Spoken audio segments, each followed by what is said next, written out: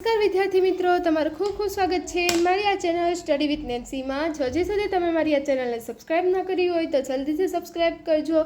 આજે આપણે પ્રકરણ નંબર 7 રાશિઓની તુલના સ્વાધ્યાય 7.1નો પાંચમો દાખલો જોઈશું. તો જુઓ, પાંચમો દાખલો શું આપેલો છે કે કુલ રાશિ શોધો કે જેના આપણે રાશિ શોધવાની છે કે જેના અહીંયા જુઓ શું આપેલું છે 5% બરાબર 600 થાય. એટલે 5% 600 છે તો એ રાશિ કેટલી છે? કોઈ પણ એક રાશિ, એક સંખ્યા છે, રાશિ છે, એના 5% 600 છે તો આપણે એ સંખ્યા શોધવાની છે. કઈ સંખ્યાના 5% 600 થાય એ આપણે શોધવાનું છે. તો અહીં આપણે આગળના દાખલામાં કર્યું હતું કે આ પહેલો દાખલો શું છે 5% બરાબર 600. તો અહીં આપણે શું આગળના દાખલામાં કેમ કર્યું હતું કે આટલાના 5%, આટલાના આટલા ટકા.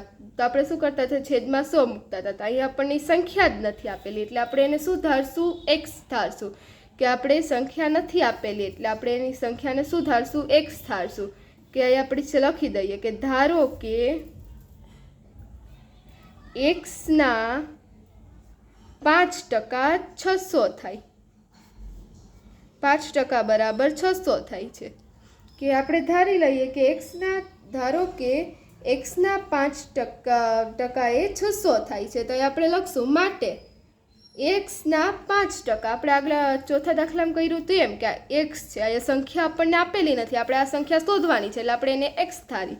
એટલે x ના 5%.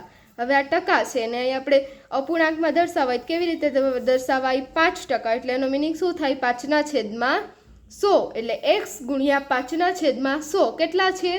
600 છે. એટલે x ના 5% 600 છે. તો હવે આપણે શું કરશું? આપણે x શોધવું છે તો આપણે શું કરીએ? x ને સૂત્ર કરતા કરીએ. એટલે x બરાબર, હવે 100 છે એ છેદમાં છે એટલે આ સાઈડ આવશે એટલે ક્યાં વહી જશે? અંશમાં. એટલે 600 ગુણ્યા 100 છેદમાં. હવે અંશમાં હતું એટલે ક્યાં આવી જશે? છેદમાં. 5 અંશમાં હતું એટલે છેદમાં આવી જશે. ઉપર હોય નીચે, નીચે હોય ઉપર, કેમ કે ભાગાકાર હોય ગુણાકારમાં વહી જાય, ગુણાકાર હોય ભાગાકાર થઈ જાય. હવે જોવો, અને આપણે છેદ ઉડાડીએ તો 12 × 50 થાય એટલે એ 5 અને 120, એક 0 વધારાનો છે એટલે 120 ગુણ્યા 5 600 થશે. હવે જો 120 ગુણ્યા 100, x બરાબર 120 ગુણ્યા 100 માટે x બરાબર કેટલા થશે? હવે પાછળ જોવો 120 લખી દેવાના, પાછળ 120 × 120 અને પાછળ 2 0 એટલે કેટલું થશે? 12000. x બરાબર શું આવશે આપણી કિંમત? 12000. એટલે આપણે અહીં લખી દઈએ તે રાશિ રૂપિયા 12000 થશે. કેટલી થશે? તે રાશિ 12000 થશે. તે રાશિ 12000 થશે. તો અહીં આપણો પહેલો પ્રશ્ન પૂરો થાય છે. તો જુઓ, પહેલા પ્રશ્નનો જવાબ શું આવશે? 12000.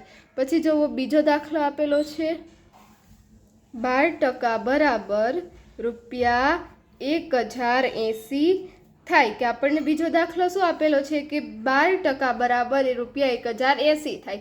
એટલે કોઈ અહીંયા જો રૂપિયા લખેલા છે એટલે આપણને ખબર પડી જાય કે કોઈ આપણે સંખ્યા કઈ છે? રૂપિયામાં છે. એટલે કોઈ પણ રૂપિયા આપેલા છે તો કેટલાના 12% 1080 થાય તો આપણે શોધવાનું છે. તો અહીં લખશું ધારો કે x ના 12% એ કેટલા છે? x ના 12% એ 1080 થાય છે.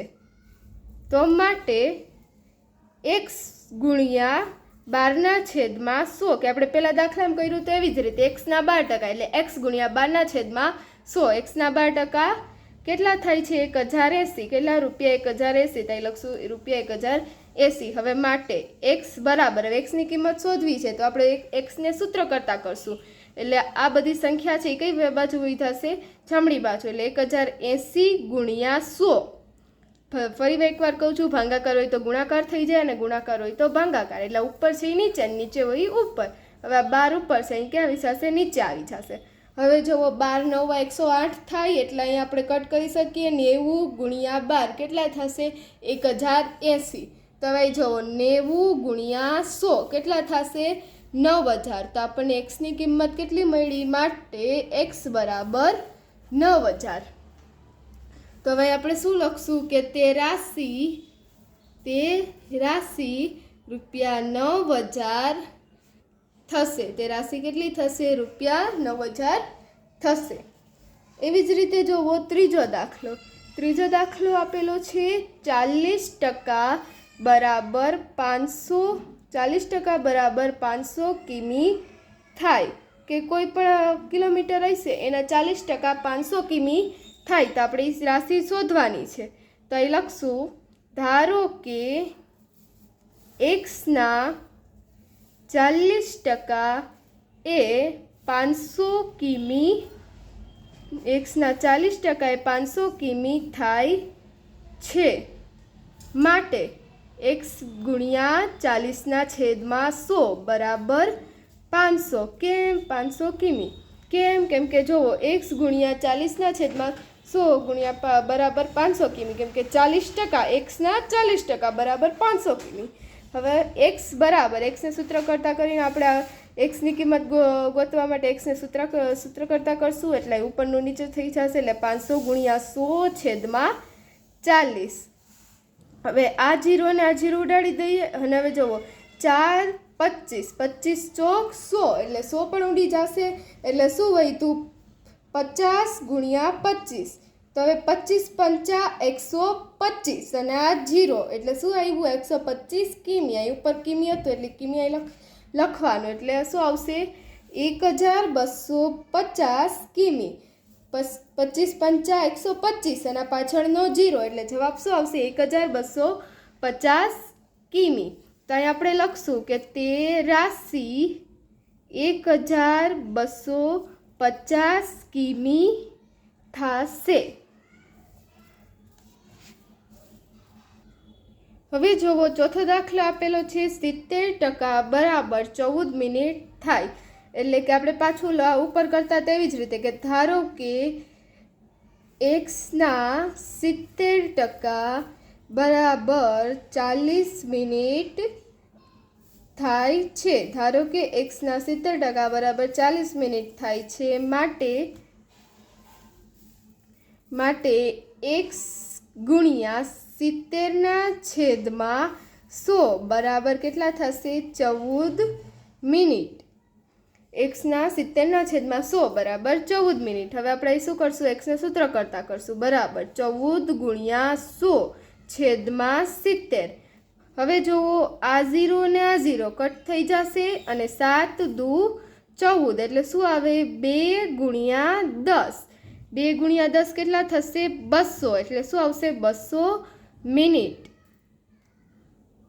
સોરી અહીં 200 નહીં પણ કેટલી આવશે 20 મિનિટ આવશે 2 ગુણ્યા 10 કેટલી આવશે 20 મિનિટ આવશે એટલે અહીં આપણે લખશું તે રાશિ 20 મિનિટ થાય તે રાશિ કેટલી થાય તે રાશિ 20 મિનિટ થાય તો અહીં આપણો આ જવાબ આવી ગયો ચોથા દાખલાનો જવાબ શું આવ્યો 20 હવે જુઓ પાંચમો દાખલો આપેલો છે 8% બરાબર 40 લીટર થાય તો અહીં આપણે આગળ લખતા હતા એવી રીતે જ લખશું કે ધારો કે એક્સના 8% એ 40 લીટર એક્સના 8% એ 40 લીટર થાય માટે એક્સના 8% એ 40 લીટર થાય માટે એક્સ ગુણ્યા 8/100% છે એટલે 8/100 બરાબર 40 લીટર હવે જુઓ એક્સ ગુણ્યા હવે આપણે એક્સના સૂત્ર કરતાં કરીએ એટલે શું થશે સામે શું આવશે 40 ગુણ્યા 100/8 ઉપર ભાગાકારમાં હોય એને ગુણાકારમાં હોય એને ભાગાકારમાં એટલે બધી જ સંખ્યાઓને આપણે જમણી બાજુ લઈ આવશું